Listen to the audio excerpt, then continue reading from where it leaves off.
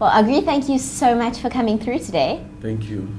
I was running a little bit late, so sorry about that. It's cool because your colleagues who were here a couple minutes ago described you as the country's best voiceover artist. So congratulations on that. Oh, thank you.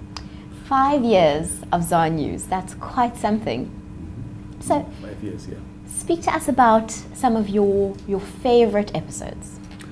When we started in 2009, Tim Modise was still very active on the radio. So Terry Kasuto, our producer, needed an anchor for ZAR News.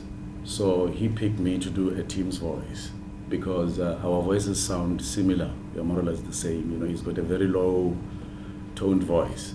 So then I started doing Tim Modise as an anchor of the news, and I did the rest of the other voices, Nelson Mandela, Mac Maharaj, Jacob Zuma, Julius Malema, Dr. Mampela Rampela, and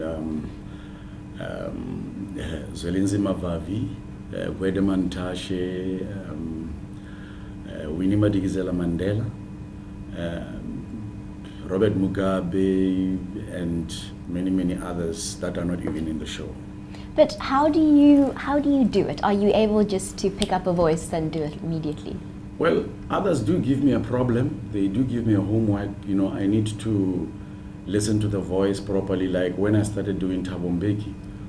Thabo Mbeki has, you know, his normal voice that you cannot like pick up easily. So I had to look for something that I can do so that people could identify with Thabo's voice and could say, that's definitely Thabo.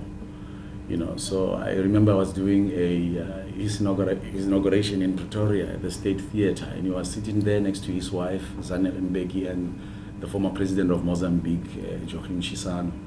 So I stood there and then I did the other voices, but then as I started doing his voice, they started looking at him. The wife started looking at him.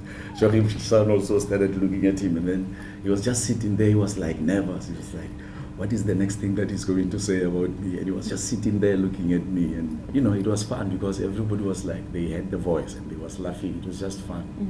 Do you have a favorite voice? I can't say really I have a favorite voice because all the voices that I do are important in that show. So I just have to make sure that I nail the character to a T, you know. Are you able to do any of the voices for us? Yeah. You can pick one. How about, actually let me pick, how about Mac Maharaj? Yes, Mac Maharaj is, you know, he's a spokesperson of the presidential spokesperson. And he always likes to point fingers at people and say, watch. What about Nelson Mandela? Well, Nelson also, we know that he's an icon, world icon and the most respected figures on the planet. And Gwede? No. If you talk about Gwede Mantashe, then you're talking about a comrade who's very serious about issues. Look, pay back the money.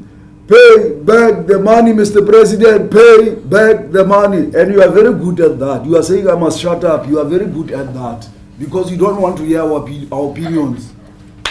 That's amazing. Now, does your family make you do that when you go home? No, they don't at all because they can do that at least better than me. No, really? I'm serious. I was born in a family of 5. I've got 5 sisters. I lost my other sisters who comes behind me a couple of years ago, 10 years ago, and there are 5 remaining. And the one that we actually lost was the funniest. You know, we enjoyed him every time we were like always in stitches. And the other remaining 4 are also like that. They actually do this better than me.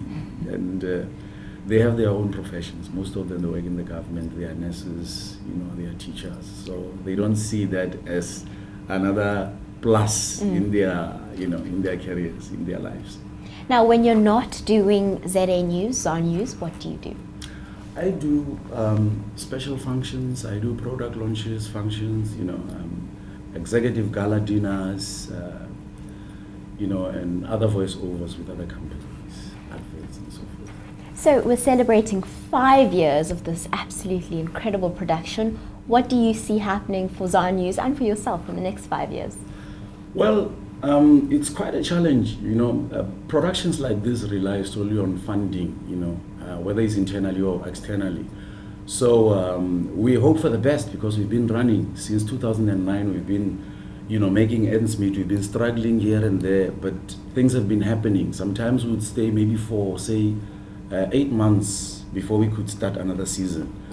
You know, people would come and say, guys, let's do this thing, and then they would put some money, then we would start doing it. But thanks, we're celebrating the 5th year anniversary. We still have 2 years coming.